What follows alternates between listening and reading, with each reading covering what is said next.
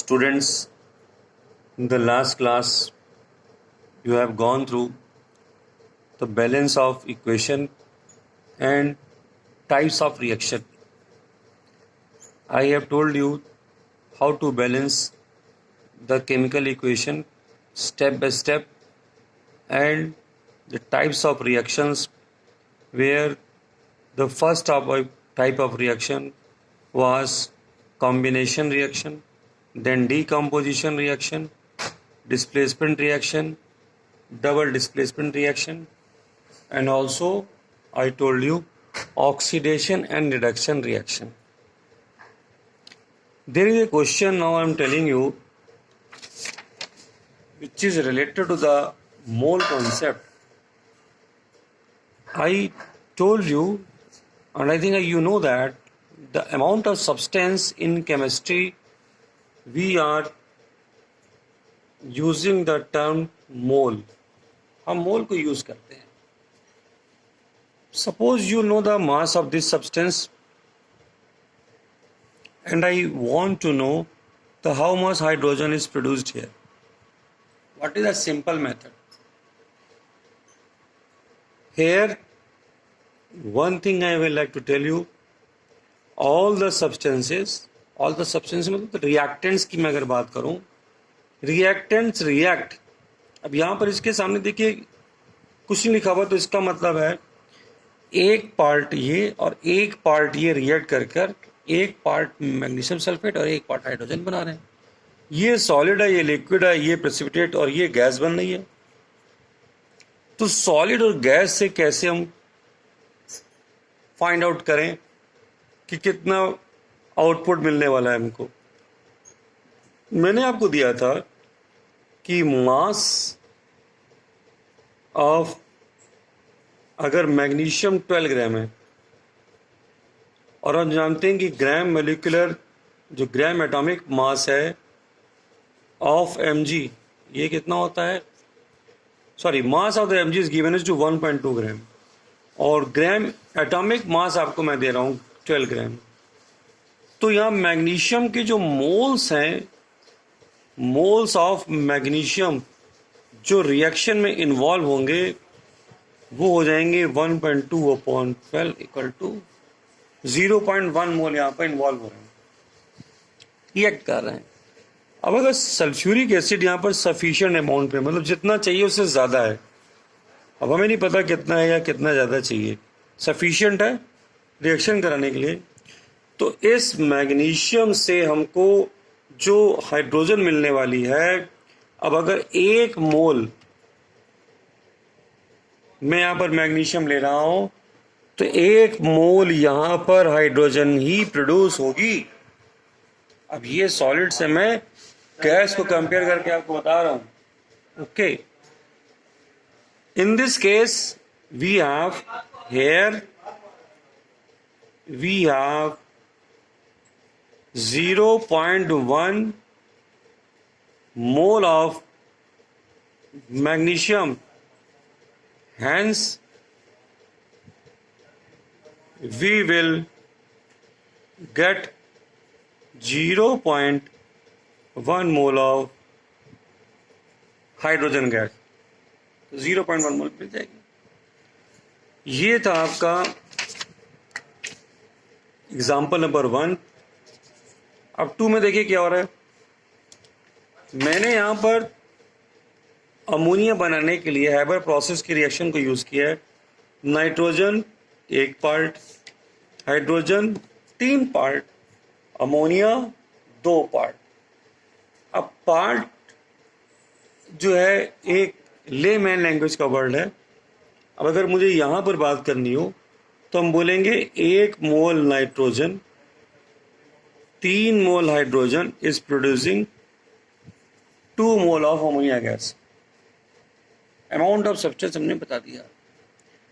अब आप इसको चाहो तो लीटर में भी कन्वर्ट कर सकते हो. हम जानते हैं कि 1 मोल गैस जो होती है वो STP पर 22.4 लीटर कंसीडर की जाती है. तो इस तरह से हम लोग अमाउंट ऑफ सब्सटेंस को यूज करते हुए रिएक्टेंट से प्रोडक्ट को फाइंड कर सकते हैं कि कितना प्रोडक्ट यहाँ पर मिलने वाला है। तो this was related to the amount of substance. अब ऑक्सीडेशन रिडक्शन तक आप सीख चुके हैं। हमने आपको बताया था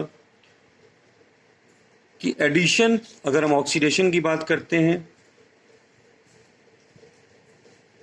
हम यहाँ पे अगर ऑक्सीडेशन की बात करते हैं तो ऑक्सीडेशन में हमको, और रिडक्शन, तो ऑक्सीडेशन क्या था? ऑक्सीडेशन था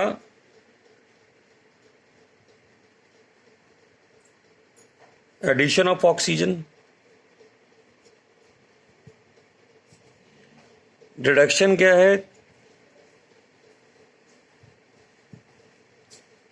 एडिशन ऑफ हाइड्रोजन। ये एक और कैसे बोलते हैं इसको? Removal of hydrogen, removal of oxygen. यहां पे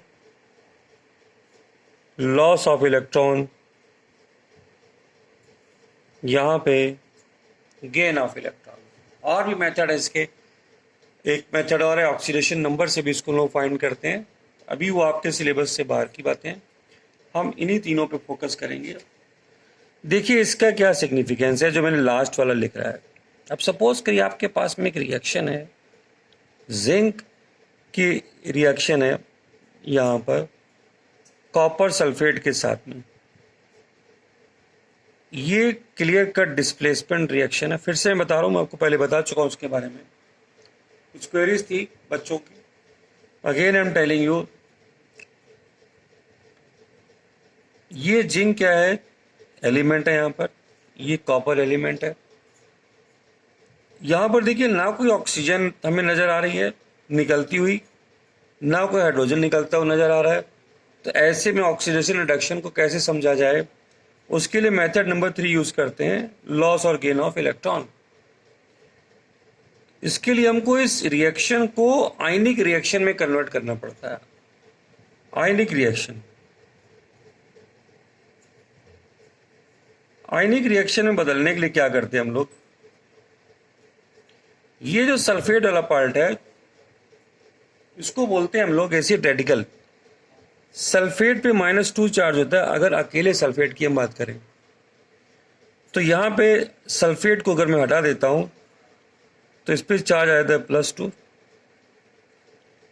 जिंक से हटाता हूं तो इस पे भी आ जाता है +2, और ये हो गया Cu। तो यहां हम देखते हैं जिंक, अगर हाफ रिएक्शन हम बनाएंगे तो जिंक बदल रहा है जिंक +2 में, और कॉपर जा रहा है, सॉरी कॉपर +2 जा रहा है कॉपर में यहां पर। ये अगर इसको मैं रिएक्शन के पॉइंट ऑफ व्यू से देखें तो ये बैलेंस इक्वेशन नहीं है। क्या बैलेंस नहीं है? इसमें चार्जेस बैलेंस नहीं है। यहाँ जिंक पे 0 चार्ज है, यहाँ कॉपर पे 0 चार्ज है, तो इधर +2 चार्ज है। तो इस +2 चार्ज को बैलेंस करने के लिए यहाँ 2 इलेक्ट्रॉन हम लोग ऐड कर देते हैं। इसके 2 नेगेटिव, इसके 2 पॉजिटिव मिलके इधर भी अब 0 चार्ज हो गया। यहां पर भी वही सिचुएशन है, इसको भी 2 इलेक्ट्रॉन हमें लेफ्ट में ऐड करने पड़ेंगे। तो ये लेफ्ट में भी चार्ज 0 हो गया और राइट में भी चार्ज 0 हो गया। अब दोनों इक्वेशंस हमारी हाफ रिएक्शंस बैलेंस हैं, लेकिन हमें बेनिफिट क्या हुआ? यहां पे क्या हो रहा है? Loss of electron. यहां पे लॉस ऑफ इलेक्ट्रॉन हो रहा है, और यहां पे क्या हो रहा है? Gain of electron. तो गेन ऑफ इलेक्ट्रॉन क्या था? रिडक्शन। लॉस ऑफ इलेक्ट्रॉन क्या है? ऑक्सीडेशन। तो ऑक्सीडेशन हो किसका रहा है? ये एक बड़ी खास बात है। ये आपको मैं बता दूं, जब भी मैं आपसे पूछूंगा write the name of substances which are oxidized and reduced, इसमें हमेशा हम बात करेंगे रिएक्टेंट्स की। रिएक्टेंट्स की, ऑक्सीडाइज्ड या रिड्यूस्ड, हमेशा यही दोनों होते हैं। ओके। अब यहां पर देखिए, उसी को मैं फिर से बता रहा हूं। इस रिएक्शन में sulphate as a whole transfer हुआ था। हाइड्रोजन का ना कोई एडिशन था ना कोई रिमूवल था। इलेक्ट्रॉन लॉस और गेन के बेसिस मैंने बताया कि जिंक में से 2 इलेक्ट्रॉन निकल गए, तो जिंक का हुआ है यहां पे ऑक्सीडेशन और रिडक्शन हुआ है यहां पर कॉपर सल्फेट का।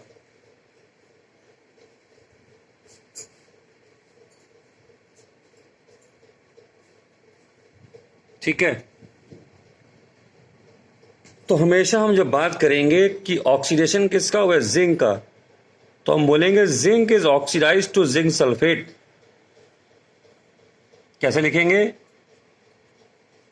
Zinc is oxidize to zinc sulphate and copper sulphate is reduced to copper. This is the way we write this thing. अब इसमें एक और चीज पूछता है, बताइए which one is the oxidizing agent, which one is the reducing agent. Oxidizing agent,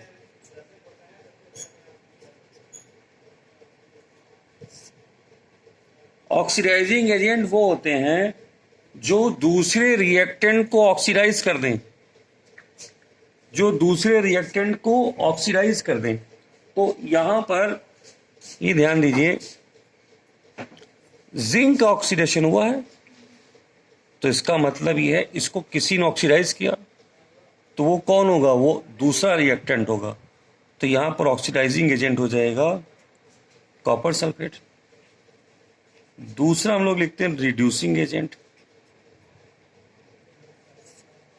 तो reducing agent कौन है, जो साथ वाले रिएक्टेंट का रिडक्शन कर दे। तो रिडक्शन किसका हुआ है, कॉपर सल्फेट का।